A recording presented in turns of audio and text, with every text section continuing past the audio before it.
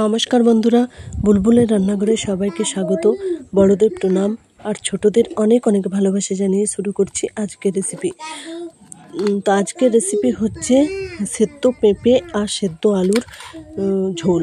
তো প্লিজ বন্ধুরা স্কিপ না করে রেসিপিটা প্রথম থেকে শেষ পর্যন্ত দেখার অনুরোধ রইল। তো এই দেখুন বন্ধুরা, আমি পেঁপে আর আলুগুলো প্রথমে সেদ্ধ করে নিয়েছিলাম, তারপর ছোট ছোট করে কেটে নিয়েছি। এরপর কড়াই বসিয়ে দিয়েছি, কড়াই গরম হয়ে গেছে। কড়াইতে দিয়ে দিলাম 5 ফোড়ন আর গোটা সরষে।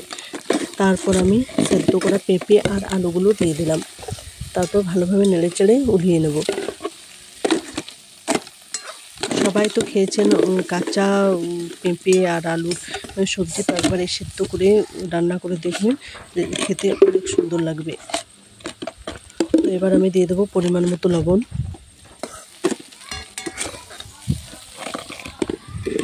পরিমাণ মতো লবণ দেওয়ার পর আমি একটু ভালোভাবে মিশিয়ে নেব। আর বন্ধুরা, আজকে আমার হচ্ছে আলু পেঁপের সবজিটা নিরামিষ। এবার দিয়ে দেবো হলুদ গুঁড়ো।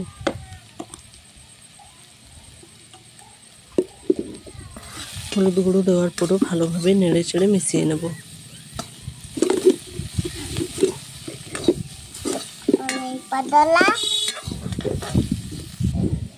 এবার দিয়ে দেবো জল। জল দেওয়ার পর আমি একটু নেড়ে নেব। আর কোনো থালা বা কিছু ঢাকা দেবো না, কারণ সেদ্ধ হয়ে আছে।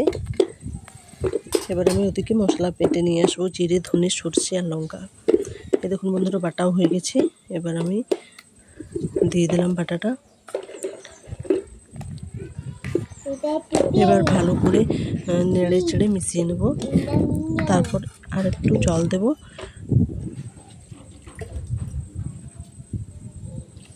এবার জল দেওয়ার পর আমি একটু ফুটিয়ে নেব।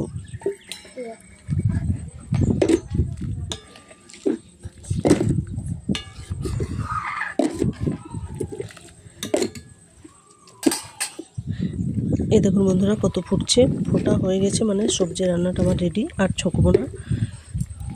তো এই দেখুন বন্ধুরা, এবার আমি নামিয়ে নেব। তো এই দেখুন আমার আলু আর পেঁপে ঝোল রেডি, নামিয়ে নিয়েছি। তো বন্ধুরা, যারা যারা আমার নিউ ভিউয়ার্স আছেন, এখন আমার চ্যানেলটা সাবস্ক্রাইব করেননি, প্লিজ বন্ধুরা আমার চ্যানেলটা সাবস্ক্রাইব করে আমার পাশে থাকবেন। আর আমার এই রেসিপিটা আপনাদের কেমন লেগেছে অবশ্যই কমেন্ট করে জানাবেন। লাইক, শেয়ার সব কিছু করে আমার পাশে থাকবেন। আর পরের ভিডিও পেতে আমার সাথে থাকুন। আর সবাই ভালো থাকুন, সুস্থ থাকুন।